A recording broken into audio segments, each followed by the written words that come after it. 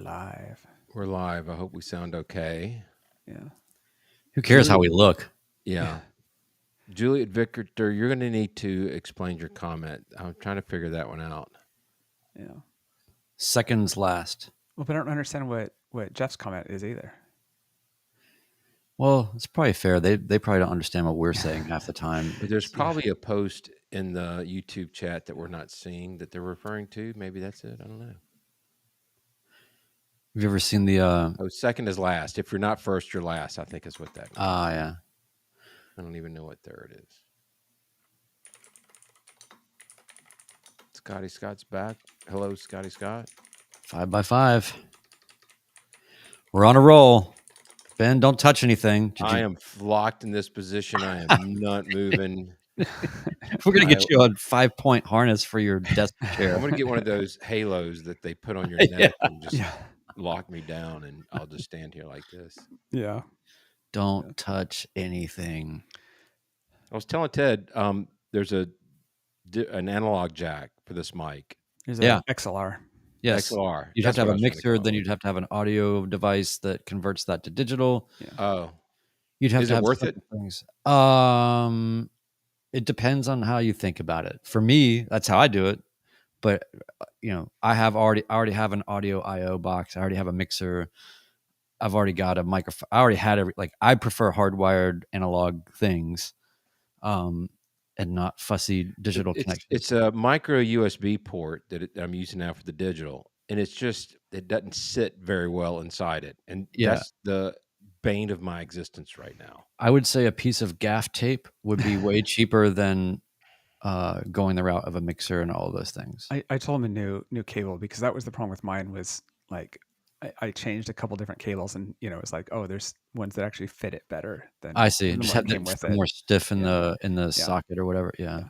And Alpha Joe, By the way, I know that it's loud, and so I try not to type during the show, or if I am, I'm muting it, because Hey, can you hold up your keyboard? It's the same it's the same as yours. Yeah. And I have to disconnect it. My kids have those, the mechanical keyboards. Yeah, but it's literally the same brand even. Yeah. It's probably the same brand my kids have. We have the same noise-making ability. Yeah, exactly. Yeah. And even when you try to type nice on it, it doesn't care. Yeah. That's right. All right. It's good when you get food in the keyboard, because it's easier to clean out. It is. Yours came with you have a little key popper and all that? Yeah. Yeah. It's about 60% of the reason that I'm using a mechanical is because I'm messy. It's nice. You kind of feel like a dentist. Yeah. Yeah. Typing into my PC Junior or 8088. Do you do all the weird lighting patterns and all that with yours? I set it to a single color that isn't animated, and I'm just like, leave me alone. So yeah. Exactly. Yeah, so my kids, all three of them, went through building their own keyboards, creating their own light patterns, and doing all that. And it was the topic of conversation in our house for a solid 6 months. I don't want a hobby. I just want a keyboard. Yeah. All right. Let's fire this thing off.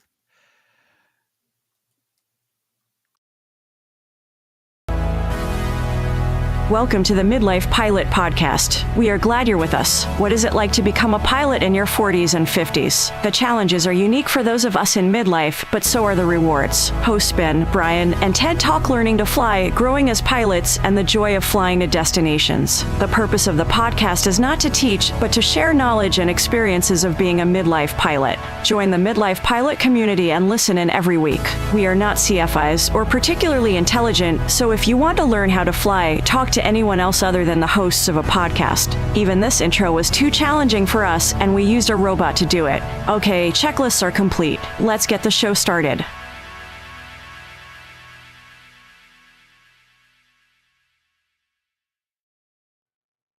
Hello, and welcome to the Midlife Pilot Podcast, episode 81. We're talking all things flying and aviation in midlife. My name's Ben. I'm a commercially certificated pilot here in the Atlanta metropolitan area, flying a Cessna 182 we like to call the Beast. Joining me, as always, my friends from Nashville, home of the Bachelorette Super Charlie, flying a Cherokee 180 named Lucy. We have Brian. Hello, Brian. What's up? And by the way, you know where where I fly out of a lot here, John Tune, and you just did your millionth visit to John Tune recently, and I really enjoyed having you guys here and taking you out to an entirely too big of a breakfast. It was both my passengers, Terry and Noah, slept the entire way flight back because they were in massive food coma mode.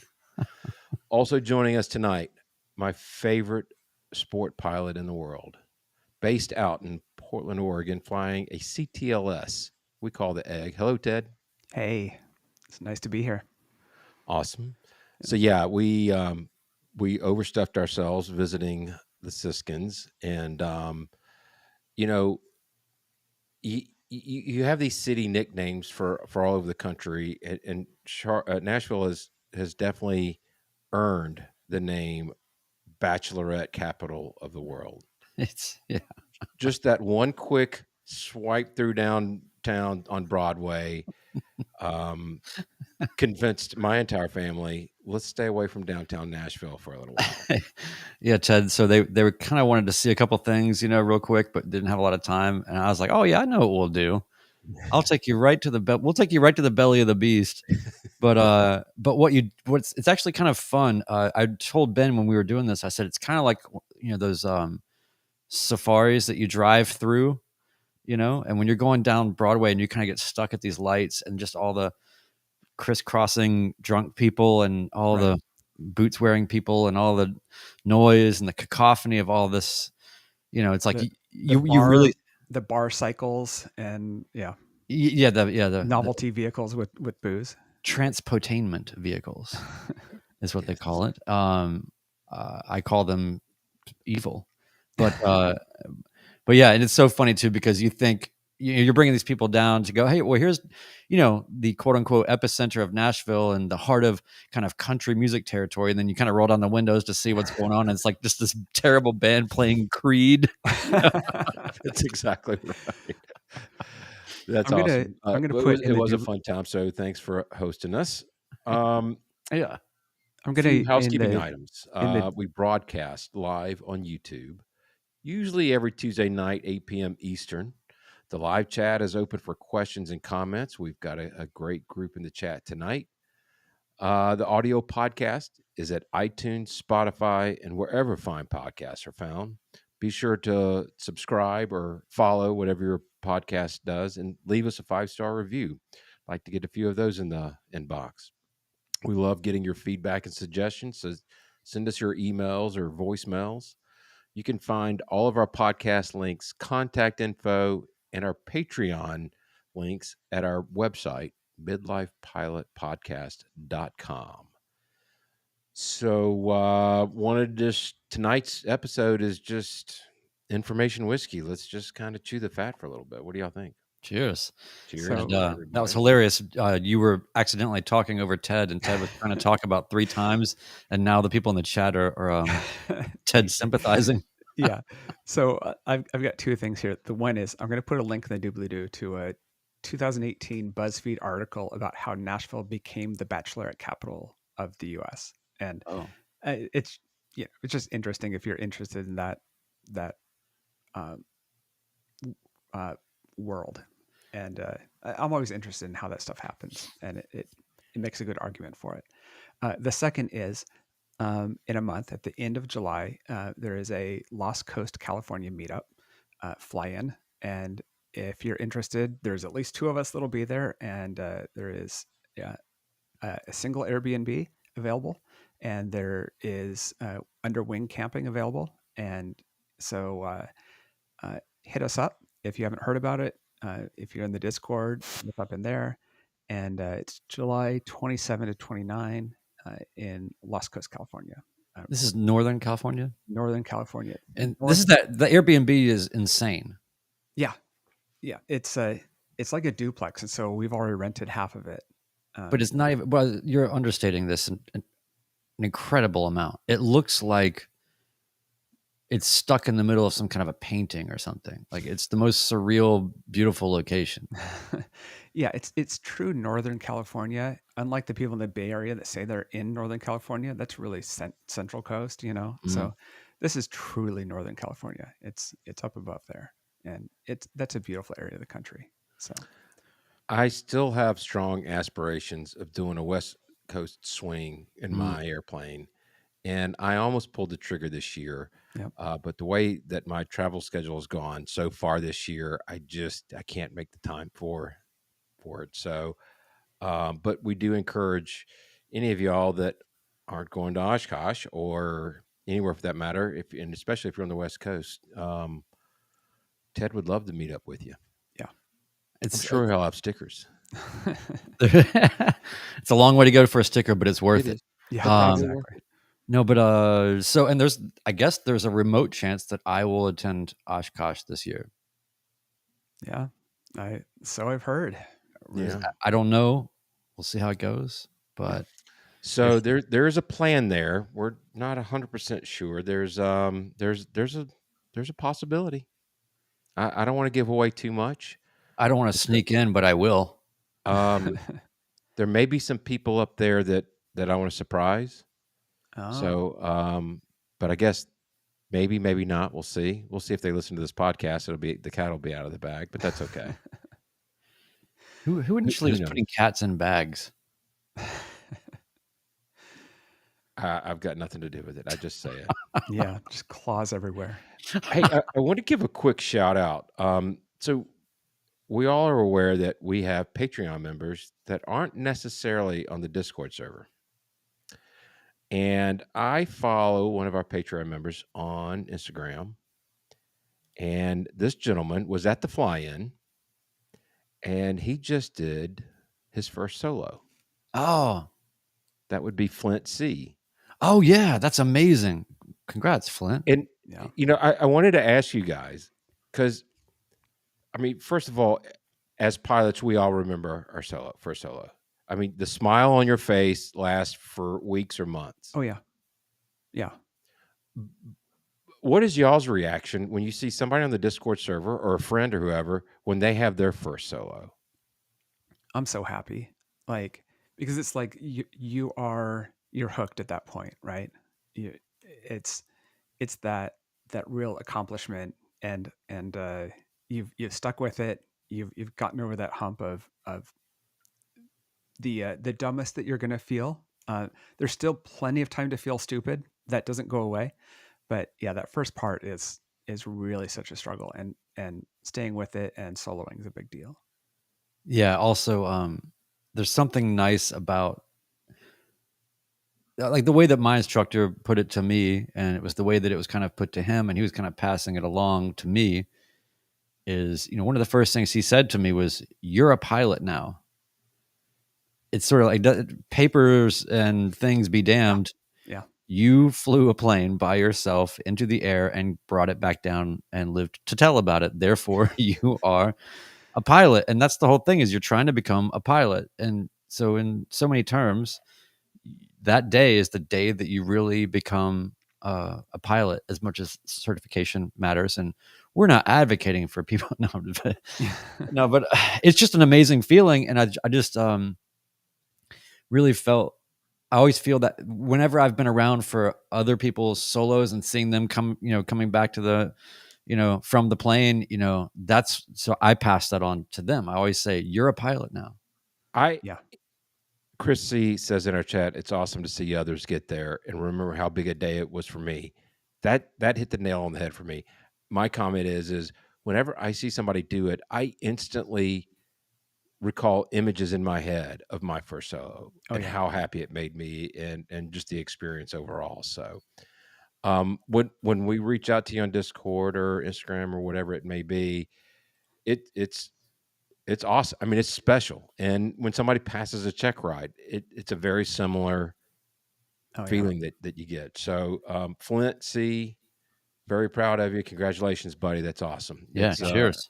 Hang on from here. That's because the rest of the training is going to go by pretty quickly. So, yep. That's the other part of it, though, actually, is that you're excited for the person, but it's also really fun to see how because people will tell you things are really going to speed up. You're going to be check ride prep before you know it. And you can't even, you're just so amazed that you even just did that. You can't even see really that incline. And so I don't know, there's something really cool about that, to just tell somebody the same thing, but know that they can't really understand what you're saying, but they're going to know it soon, which means, first solo is almost, it's like you're 3/4 done, Right.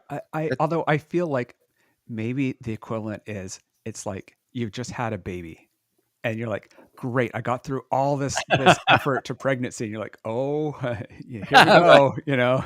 Just wait. The ride begins. Pretty soon you'll be having to do things like coaching your children to only drink low octane beer. Yes. Fortunately, my kids have picky tastes. They don't like IPAs. They're sticking with their Coors Light and their Miller Lite. Hey, listen, I don't have any children, but let me tell you something. I got to have a little bit of a vicarious father experience when I got to take Noah, your son, and give him the keys to my 1985 Toyota MR2, and I get in the passenger seat and watch him just send the RPMs into oblivion back up to the airport. He was so thrilled, and it was like, I don't know, I just felt like, I don't know. It's kind of like maybe when your kids get to a certain age and they realize that your record collection is actually astounding, or something. It's like, this thing you've had is actually really cool.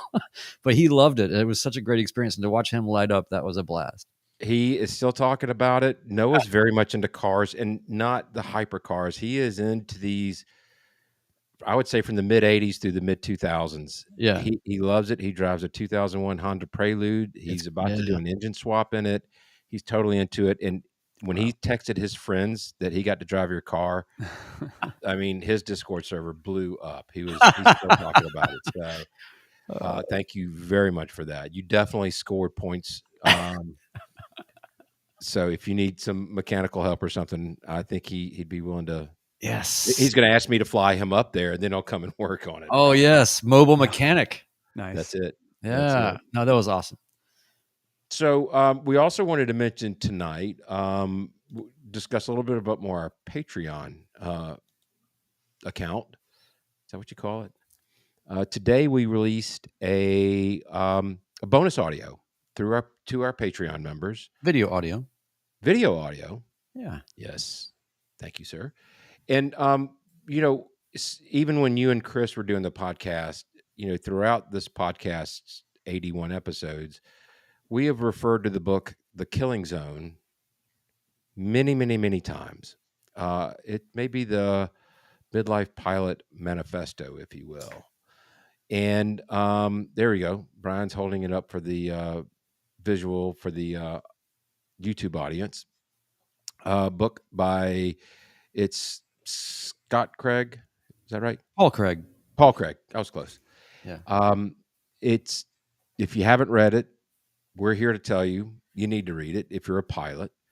And we talk about a very specific section of the book and just kind of bat things around. As we always disclaim, we're not instructors or accident investigators, or it's nothing like that.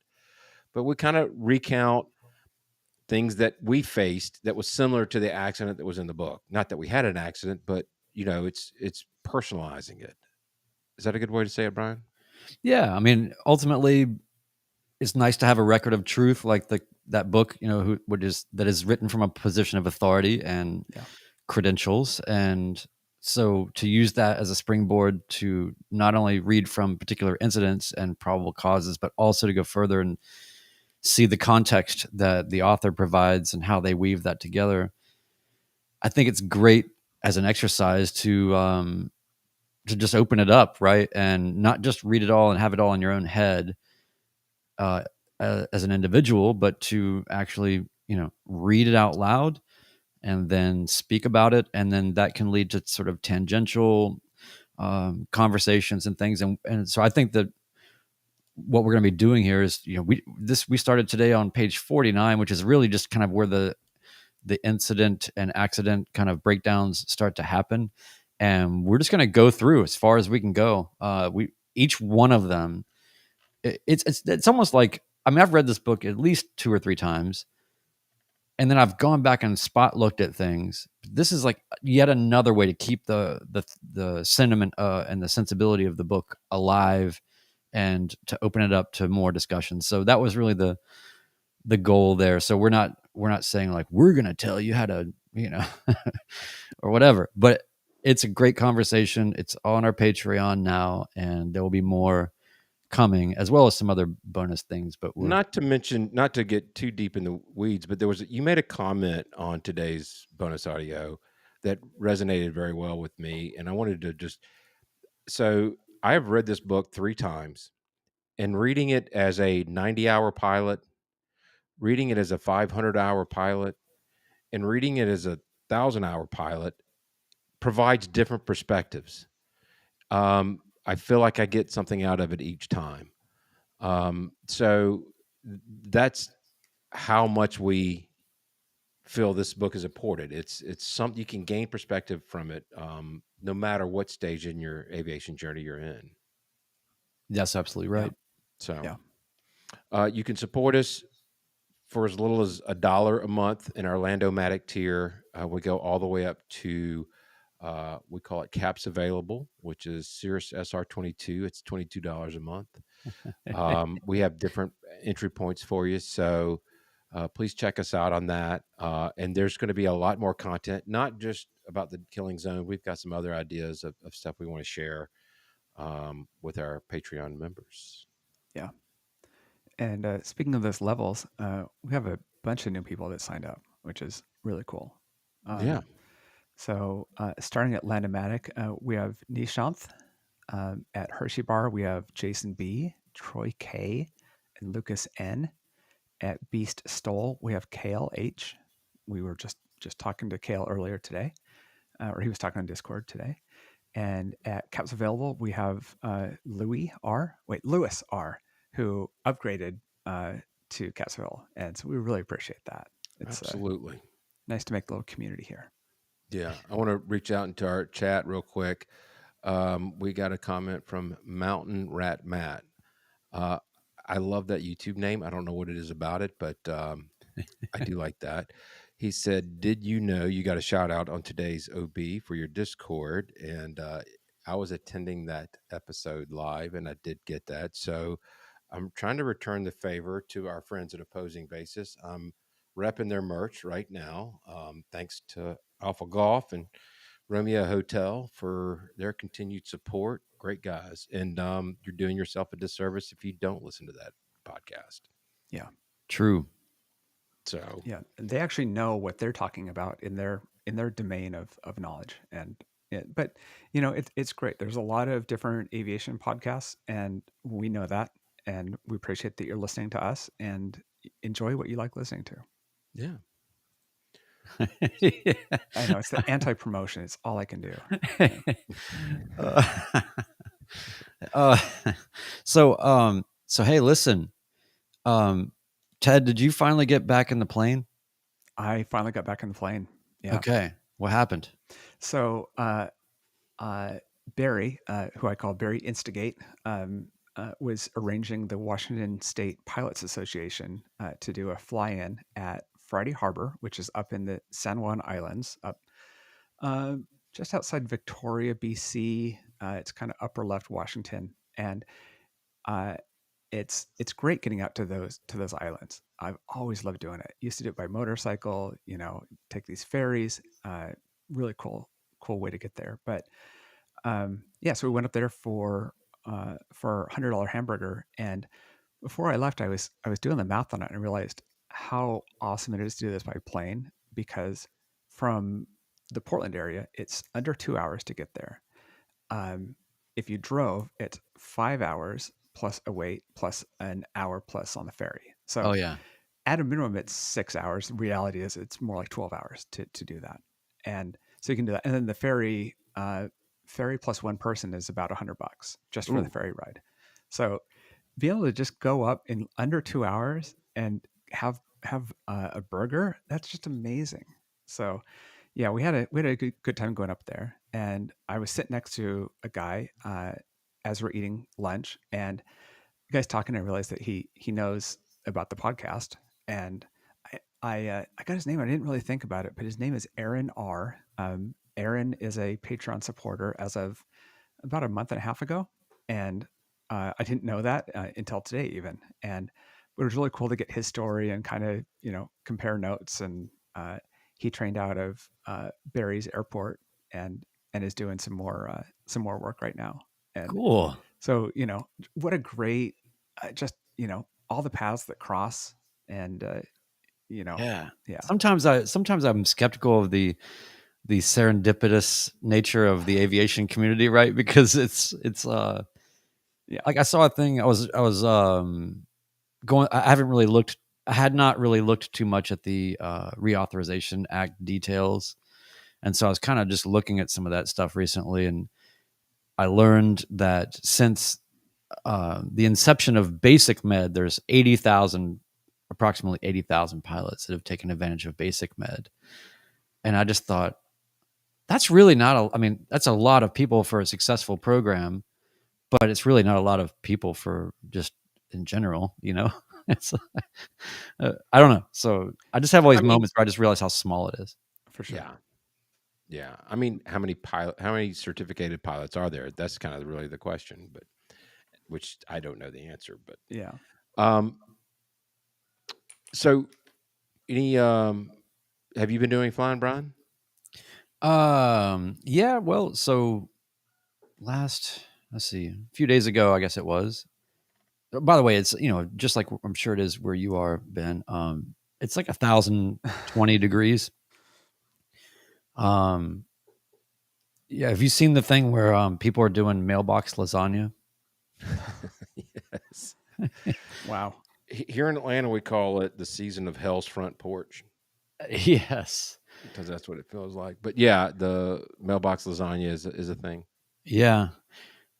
And they say, be sure to use fully cooked meat. I'm like, I'm not sure you need to. I'm really not sure you need to cook it at all. I think it'll do just fine. But yeah, so did some flying. The main thing I did that was great is, and for a lot of people this may not be a huge deal, but I have never landed on a grass strip outside of my tailwheel experience. And so in the tailwheel, I was in a plane with bush tires on it, or whatever. But I had not taken my plane and landed it on a grass strip yet.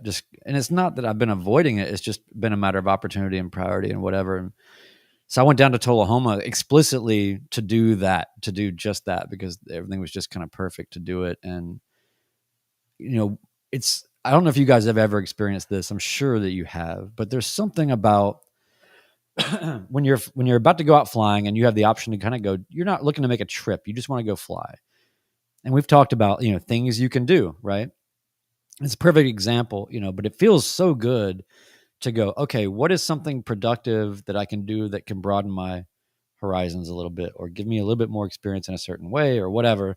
And so just to sit there and go, you know what, I'm going to do this today because I'm just looking at what's available and this is what's going to work, and go and do it and then get back and go, I did that thing and it went great. I don't know, it's very satisfying to sort of choose something on a kind of a to-do list of things you want to accomplish and just go do it. Plus, I did it early enough in the morning because it's so stinking hot that nobody was really out. So it was one of those nice, pretty early morning flights where, yeah, it's kind of funny around here. Early morning on the weekends seems like it'd be really relaxing, and it is, except for around B&A because all of the departures are All the bachelorettes are going home. yes. So it can be. It's strange to get to the airport. There's kind of like nobody, to get to John Tune. There's really not anybody around. It's all very quiet. There's still lilting little mist, of the morning. And then you get on the radio and then B&A, they're just like, like there's no, not a breath being taken. So, but anyway, once you get outside of that, went down, Tullahoma, where we visited for the fly-in and all that, and landed on runway 27 down there, which is, it's like a 3,000 foot grass strip. It's pretty great. And then I went over to, there's another airport that's right there. It's Shelbyville, and that's where all the MTSU training is. And it is usually just a hornet's nest hellscape of training aircraft that I try to avoid by at least 15 miles at all times. And I've never landed there because it's just like I avoid it. So on the way back, I went and just landed there. So it's just, I don't know. I love those days where you're just kind of just doing whatever. So I have a question. Was there dew on the grass? Was the grass wet when you did it at Tullahoma, landed? Yeah, probably a little bit. But it's but it pretty was flat there too, though. Yes, it's a pretty good surface and everything. And it's been so hot that, if anything, I was concerned about just how, if it might have been kind of dried out and maybe, yeah. Flammable. Yeah. I asked the very first time I landed on a grass runway was at Peach State Aerodrome, where Barnstormers is. Still one of my favorite grass strips to go into. But I had Evan with me, my youngest child, and it's a 1-3-3-1, and it's sloped. And the 3-1, it's downhill. Not only that, you have to clear a tree and then drop it in, and then you're going downhill. And I had studied this. I was prepared for it. I knew I was going to have to drop it down. The runway's like, it's over 2,000 feet, so I really wasn't worried about the length. It was on my mind, but I wasn't worried about it. And I get it down, whenever you land on the grass, it's going to be pretty smooth. You got to slam it pretty hard to feel it. But it was wet. It was wet from the morning dew. And I remembered maybe doing a little drifting unintentionally as I'm going downhill and trying to slow the airplane. And it was something that I didn't take into consideration when I'm landing on grass is it wet or not? And Slippy from that slidey. point on, yeah. Yeah. From that point on, I definitely make sure I do a flyover and see if it's wet or not. Well, and I was sharing notes with Ted about it because we were talking. I guess somebody in the Discord had asked me what the experience was like. I mean, I suppose there's plenty of people that have never landed on grass. I don't know, but it wasn't a particularly novel experience necessarily. But I did take notice of the fact that it is pretty hard when you're used to landing on asphalt and all of a sudden you're on the grass. It's a challenge to judge the height of yourself. So off the ground as you're coming in and in ground effect, it's a little bit strange. So you really have to rely on your peripheral vision. And so Ted was like, yeah, this is what I was trying to tell you about these beach landings, which I can't imagine. That's where it probably gets really weird. Yeah. With the grass landings, you don't have this runway that's getting wider as you're coming into land and have plus buildings around you and trees and everything else. And, so yeah, sand is even harder because there is nothing around you. There's no trees. There's no marks in it. It's just this mass that is hard to gauge. Oh, I did better. That depth of perception would really kind of throw me off for sure. Yeah. We got a couple other things we're going to go over tonight. Our friend Josh M., longtime friend of the show and supporter of the show, had something going on with him and his beautiful Cirrus SR22. Yeah. And Ted, I believe you had an opportunity to interview him about that. Is that correct? Yeah, I did. You want to set that up? Yeah. Well, it was actually last week we had an interview with him, and I did like a two-parter with him, and because I really wanted to hear the story of this emergency that he had in the plane, and so we'd gotten on and chatted about it at length, and so he sets it up pretty well. So let's just play the clip. The narrative of what happened. Yeah, I was flying from Cape Cod to Pittsburgh. It's a normal flight that I do many times, and was just in between waypoints on autopilot flying IFR, but in visual conditions, and suddenly a vibration started, and it was pretty severe and sudden. It was like it started at one specific point, and that phantom, did that just get a little worse? Before, when I'm flying, we've all feel that, like you start listening a little more closely and wondering if something changed. But this was not that at all. It was it happened. So that was good in a way. It was like a distinct, there's no questioning it. So my heart immediately started racing. I was getting that anxiety feeling of, holy crap, what do I do? This is something is really going wrong. The way that it felt like I just turned from being on asphalt to going on to a really rough dirt road. It's the startle effect. Yeah, it is real. There was maybe 2 or 3 seconds where I was just wondering, what is that? What do I do? Is this going to be bad? And then I've got a checklist for this, right? So it's okay. And it's right in my lap. I have my checklist there, emergency checklist into engine partial power or rough running, and mess with the mixture, mess with the throttle. I noted that as I throttled back, it got less pronounced, the vibration, but it didn't go away by any stretch. Checked the mags. I checked alternate air, pulled alternate air, didn't do anything. And then what I didn't do in retrospect was really take a close look at the cylinder head temperatures and the exhaust gas and look at the engine data. Once I ran the checklist, it was, and nothing fixed it. It was, okay, now I just call up ATC and divert. So I did. I think I was on Wilkes-Barre approach because I was getting close to Wilkes-Barre Scranton, and just said, I need to divert. I have an engine problem or a rough running engine. And the controller immediately said, the airfield, Cherry Ridge Airfield, is 8 miles at a heading of 260 or something like that. And if you need to go there, you're clear direct. And so I just turned where she told me to turn. I believe it was at 6,000. Okay. This is daytime? Yes, daytime. You're on an IFR plan, but you're full VFR. So full VMC, yeah. So I turned towards the airport and start just trying to think about things. She said descend to, I think, 3,500 or something. And I didn't. This is where, like, listening to all these podcasts and all the NTSB reports and all the different things that I like to do just to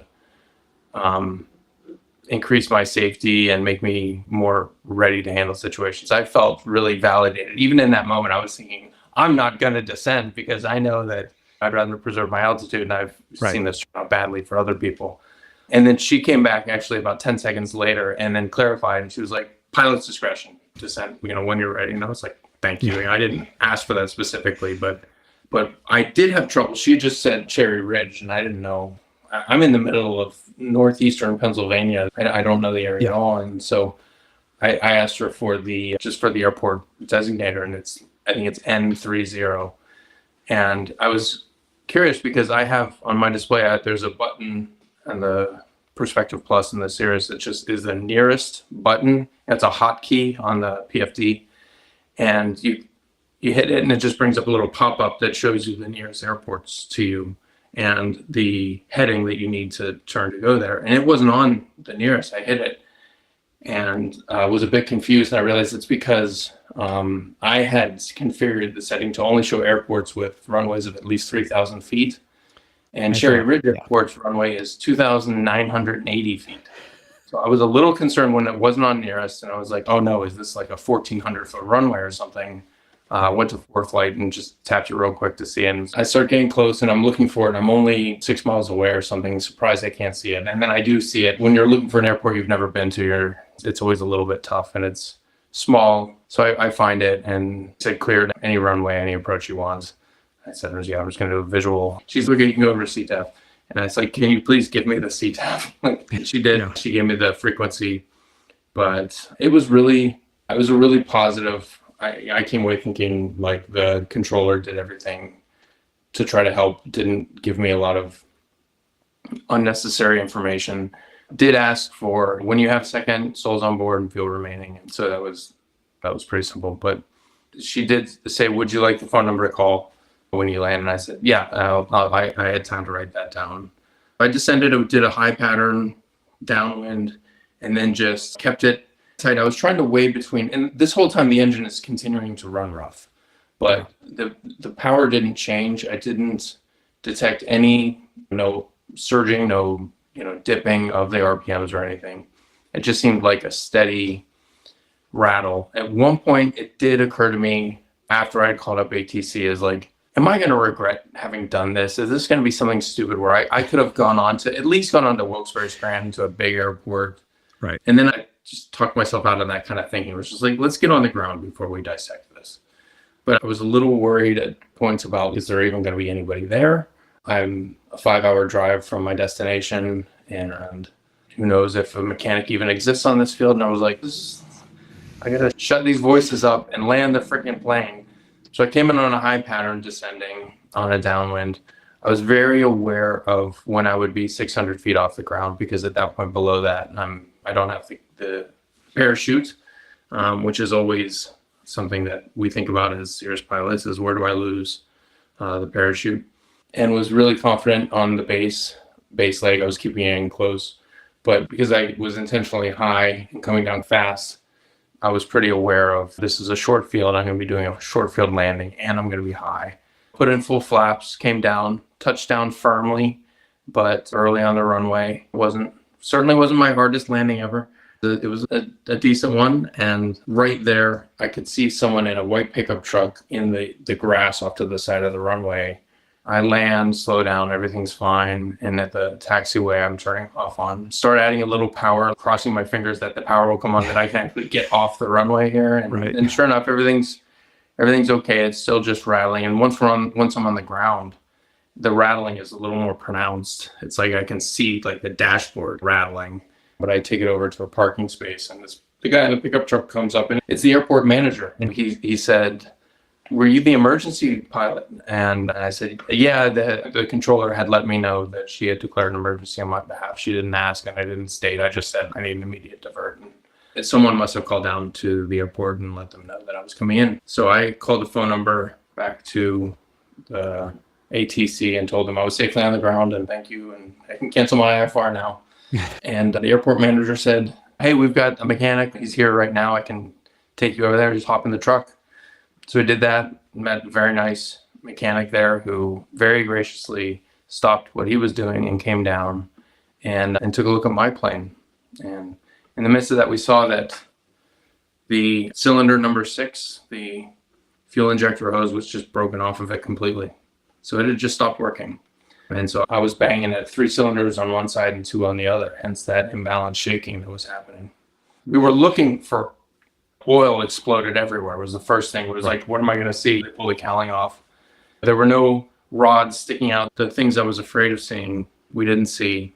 And then as they were looking closer, the one guy, the mechanic, actually had someone else come in and take a look. And it was the other guy that had said, and it's so funny because it's such a stereotypical mechanic thing to say. He said, "There's your problem." And he pulls up this hose that's broken off of cylinder 6. And I just thought that was, I think I chuckled immediately when he said that, out of just amusement at the way that he said it, and at relief that this looks fixable. This is not pull the engine, I'm out of an airplane for 6 months whole thing.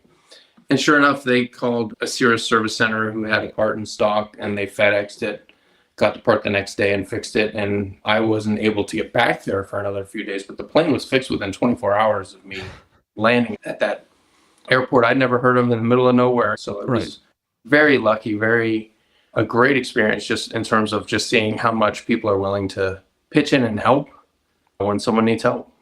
When I picked it up and did the longest run up I've ever done, testing the mags, looking at the temperatures, taking video of the temperatures and listening carefully. And after about 5 minutes of that, said, okay, I'll do the pattern here and see what happens. Got up to pattern, everything seemed perfect. And so I just kept climbing in the pattern and then just went on my way home. Yeah, it was a positive experience, for as positive an experience as emergency landing can be, because it gave me confidence that I know what to do in that situation, that the training that we've all gotten to earn our pilot's license sticks. And I didn't panic. I didn't forget things. Pulled out my checklist. And it was something that was very simple. It was not benign, but about as low impact as a problem that you can detect while flying and still be able to safely get somewhere. Now, if I had been if I'd said, oh, that's really annoying, but I'm just going to keep going until something worse. When you hear about the reports where someone just tries to ignore it and keeps going on, if I had the world's worst case of get-there-itis and decided I was going to push on to Pittsburgh, there's a really good chance something much worse would have happened to the plane. Planes don't get, Yeah. they don't heal themselves like while you're flying. It's not going to get better. Right. The biggest thing is probably just kicking me in the butt to have situational awareness of where I am. I have it in a broad sense. It's okay, I'm off the Cape of Providence. And when I'm on that flight, it's I take off, I'm over Providence, I'm through Connecticut, I'm near New York City, and then I'm at Wilkes-Barre, and then near Penn State, and then I'm in Pittsburgh. Those are the broad areas, but just cutting that down to finer points and just knowing, okay, if I'm in this sector, these are the airports that I want to be aware of.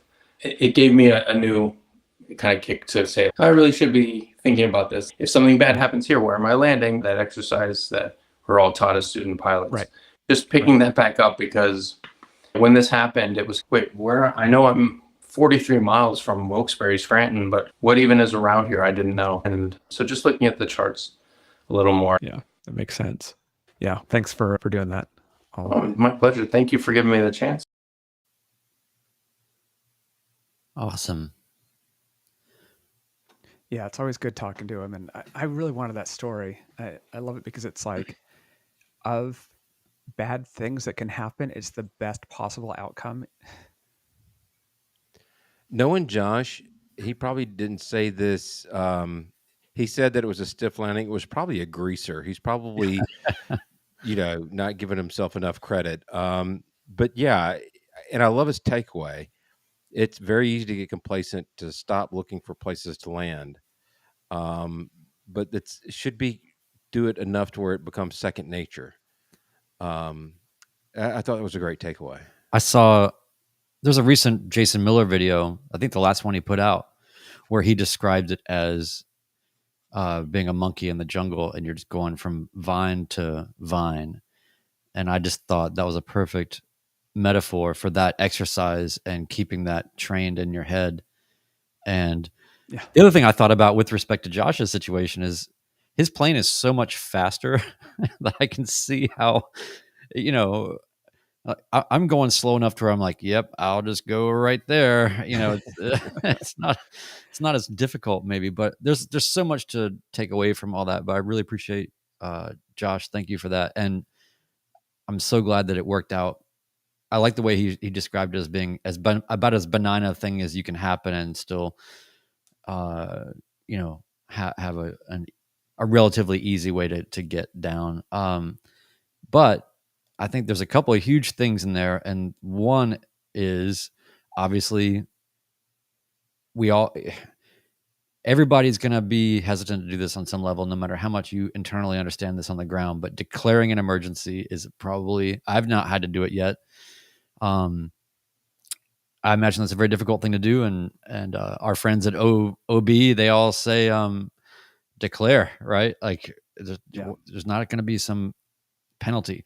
So there's that part of it. And then also just where you're in a position to, if you're not situationally aware, then you're going to be in the position to then over rely on a controller to tell you what to do next. And that's not a position you really want to be in. I mean, you can leverage that help, but you don't want to just be reliant, I would imagine, on that only. And then lastly, there's just the part of it of the biggest part for me actually is what he was talking about when he said, if I would have had too much get-there-itis or had just been too persistent, stubbornly, he could have been in a much worse situation. And so for him to take what he's given and understand it and do something about it is huge. And I'm glad he did. Yeah. It's you hit the nail on the head. I mean, he could have pushed, and yeah, it could have got worse, and he could have pulled caps, but he would have had a totaled airplane. He did. You can never be wrong in putting the plane down on the ground as soon as possible, even if it's something stupid and there's nothing wrong with the plane. There's nothing wrong with being able to stand on the ground saying, yeah, I'm an idiot. I'd rather do it that way than be in the air and then have something really bad go wrong. Yeah. So I applaud him for it. It's so easy to second guess ourselves on our decisions, but that one was obvious that it was the right decision. And I do love the comment with a hose sticking straight up in the air going, oh, well, there's your problem. That does make me. Yeah, That would and have I made like me I laugh like as that he well. did 17 run ups and Yeah. all this, but it's I totally get it, and Oh, I yeah. suppose that I have this weird thing where when there's a mechanical problem of some kind, it could just be with a car, it could be with anything, but whenever you want there to be a smoking gun because it's terribly frustrating and Yes. confusing when there's not a smoking gun, when it's just a bunch of theorizing and there's still not I think it might be this, or it's a few variables that you can't really nail down. It's so great to have a smoking gun. At the same time, the converse problem there is if I'm in his position, I'm thinking, is this sort of a downstream effect of something else? Or Right. I don't know. I'm not, maybe not in that particular. Well, But in the spirit of Josh, I remember when your mags went out in Ocracoke and we got them replaced. I think you probably tested those mags maybe 15, 16 times. I mean, but what you did is no different than what any of the rest of us would have done. We are all going to just sit there and quintuple check it, whatever the number is. That's just going to be human nature. I'm Yeah. sorry, Ted. I think I interrupted you. No, as one of the things they kind of implied there is you never know how you're going to handle an emergency, and it's nice to know that you don't absolutely hose things, that you're able to keep your emotions in check and not panic. And we can train as much as we think, but you never know till it happens, and it happened to him, and now he knows that he was calm through it, and that's great. That's a major level up in the experience bag. Yeah. So, we do have one more clip we want to play tonight, and this is quickly becoming one of my favorite segments. Our friend One Dull Geek has provided us with another rant. So, Ted, why don't we get right into that? Yeah, let's do it. I'd like a word, and that word is hanger. Everybody wants one, and there are none available. And let me just start off by saying that in the scope of problems to have, this has got to be at or very near the best types of problems to have. Having enough money and time not only to own an airplane, but also to complete flight training is absolutely a problem that the vast majority of the world can't even begin to fathom. So yes, I realize that this is the ultimate of first world problems. Honestly, that should be the end of the discussion, to which the rest of the world should rightly yell, sit down and STFU. Look, I agree, but I get paid for my rants. Oh, a note from Ben. Okay, I don't get paid for my rants, but I still agree, and since I've already written most of this rant, I might as well get it off my chest. Finding a hangar seems to be a very common problem. At least that's the situation here in Charlotte, as well as other cities, except possibly West Bend, Wisconsin, where our friend Alyssa somehow managed to get 2 of them. Alyssa, let me speak for many of your hangarless friends. We love you, but we also hate your ever-loving guts. In 2021, I bought my first airplane, a 1964 Cherokee 140, which I called Maggie. And the very first step in the process was to look for a hangar. I called every airport within reasonable driving distance. None were available. I started calling airports outside of reasonable driving distance. None were available. I started looking at possibly moving to an airport, for which my wife had a very well thought out, rational, and most importantly, adamant opinion. So I learned to love the tie-down and hangar wait list. Let me tell you about the wait list at the airport I want most. In 2021, I paid 1 month's hangar rent to get on that wait list. I started at position 22. I called back a year later to discover that I moved up to position 11. This created some hope. A year after that, I was still at position 11, and hope took a pretty bad nosedive. Now, a year after that, I'm still at position 11. Astronomers estimate that the sun will explode in about 7 billion years, which is, coincidentally, my current estimate for getting to the front of the wait list. I should give up and get my month's rent back, although all that'll do is create false sense of hope for the poor schleps behind me. In just about every other area of production, long wait lists do three things. First, they create an incentive for current owners to increase their rent rates. In turn, seeing the higher profit margins, others start building more of the product, which then reduces rates due to increased supply. But that isn't how it works for hangars. At the airport where I kept Maggie, they have had a plan on their website called their Future Development Plans, and it documents several ways in which they're going to build more space to create hangars. These plans were for 2017, back when 2017 was a distant enough future that people actually still had hope that more hangar space would become available. The story is basically the same at every airport around here, except for this one guy on Facebook. About 18 months into serving my sentence on the hangar wait list, I saw some guy posting a picture of finally getting his airplane into a hangar. I did the standard pilot stalker thing and looked up his tail numbers to discover that it was at my home airport. So, thinking I was being coy, I commented, "That's awesome, congrats! I'm curious how long you were on the wait list." And he responded with, "Yeah, I had to wait a while, like 3 months." This was 18 months ago, and to be honest, a little bit of steam still seeps out my ears when I think about it. What strings did that guy pull to get cut in line? If I knew what they were, would those strings be available to me? And if they were, would I be slimy enough to pull on them? The answer to the last question was no, so I stopped thinking about the other two questions. Is that really what it takes to get a hangar? I chose another route. I sold Maggie and bought into a partnership that already had a hangar. And if you think that means I got off the waiting list, you're nuts. My position in line is going to be an inheritance gift to my children. Someday, maybe their kids will get to the front. Okay, thanks. Bravo. I forgot about it being an inheritance. It's like I've played the clip and I still forgot and love that. For us in Georgia, we say hangar space north of Atlanta is harder to get than Masters tickets. I mean, it's just, yeah, we're on lists. I feel you, Mark. One Dog Geek. I feel you, brother. I don't have any hope in the near future of getting into a hangar on a permanent basis. Yeah, and there should be some sort of a, Dateline investigation into these people that cut the line. How does this happen? It does happen. So some people are way more transparent about their lists than others. Let's just put it that way. I think what I'm going to do is buy a large plot of land.